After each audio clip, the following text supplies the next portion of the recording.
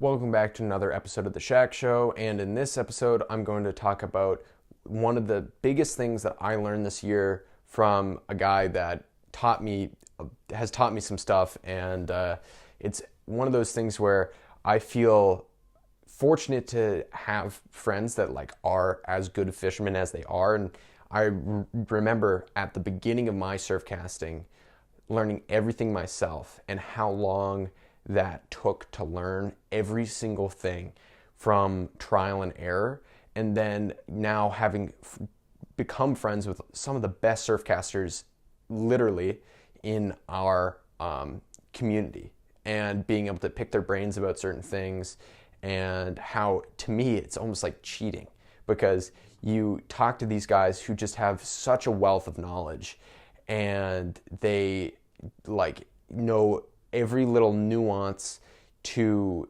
especially if they're happen to fish your area, but also to the bass themselves. And so you can go so in depth in certain things and get so technical about certain things. And I learned so much from that.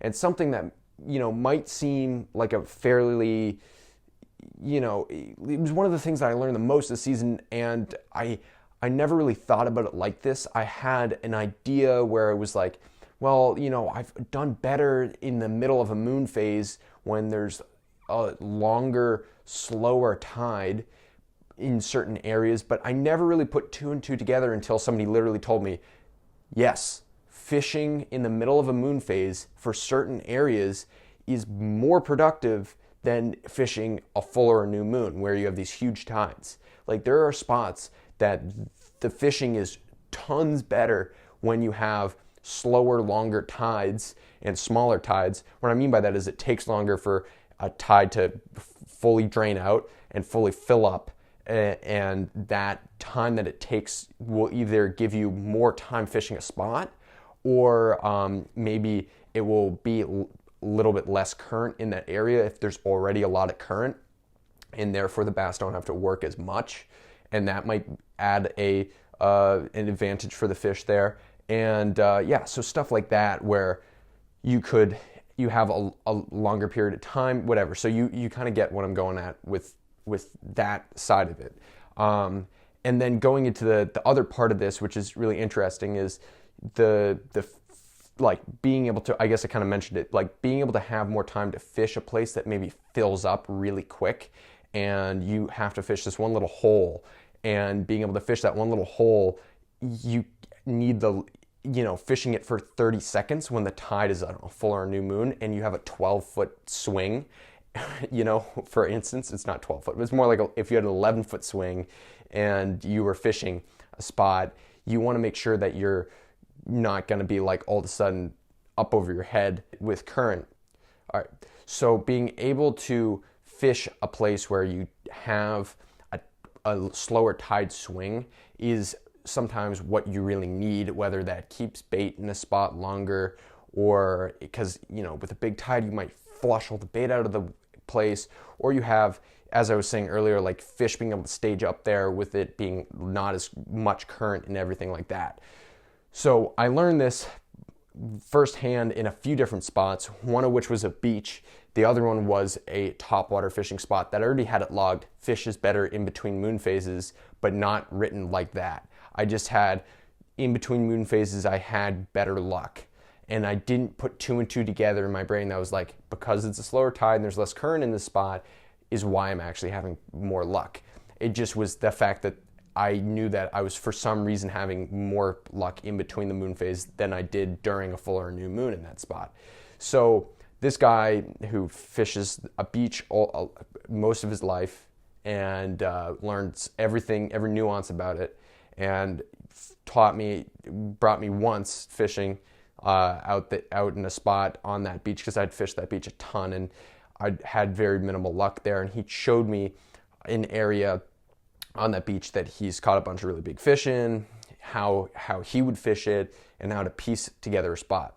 I ended up taking what he taught me and moving maybe 200 yards, maybe more, maybe 500 yards further down the beach and in a different area with a different rip, and applying it there and being extremely productive. And the only reason I found that rip and that rip being so productive is because I ended up fishing there once during the day just to get my bearings.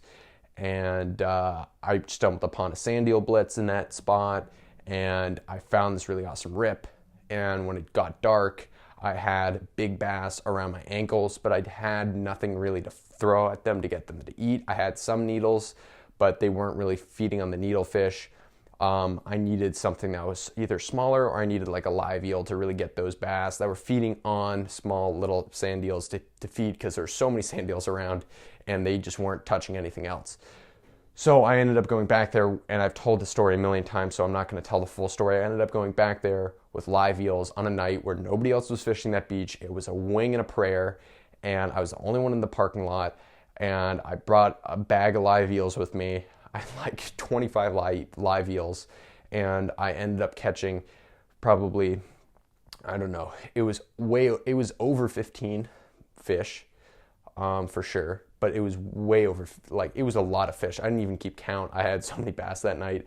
But it was way over 15 fish, and every single bass was over 45 inches. And I had one bass that was 50 inches, 49 pounds.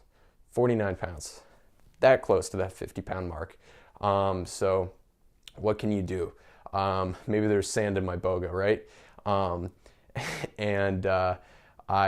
I caught some of the biggest bass I've ever caught in my life that night.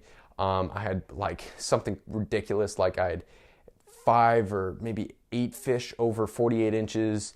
I had like 2 fish that were 49, and then I had that one that was 50.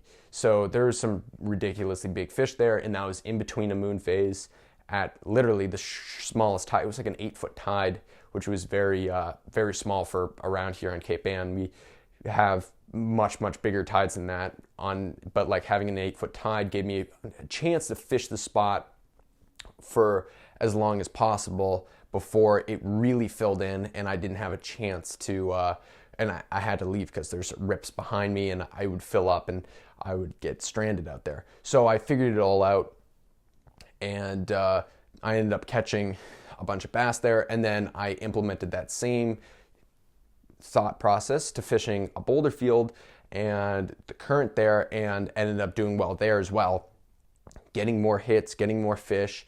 Unfortunately, we didn't have a great topwater fishery this season, especially during the summer, but what I was able to learn was that this definitely fishes better when you have slower tides.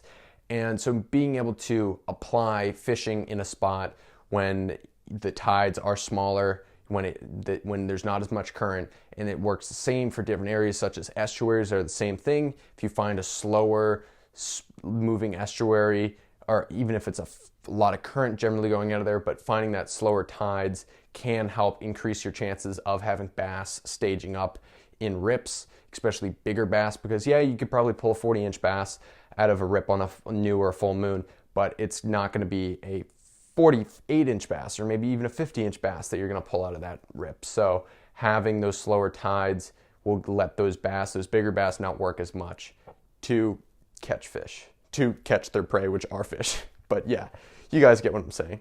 So anyway, thank you so much for watching this video. If you liked it, please like and subscribe. It really helps me out, and I'll see you next time.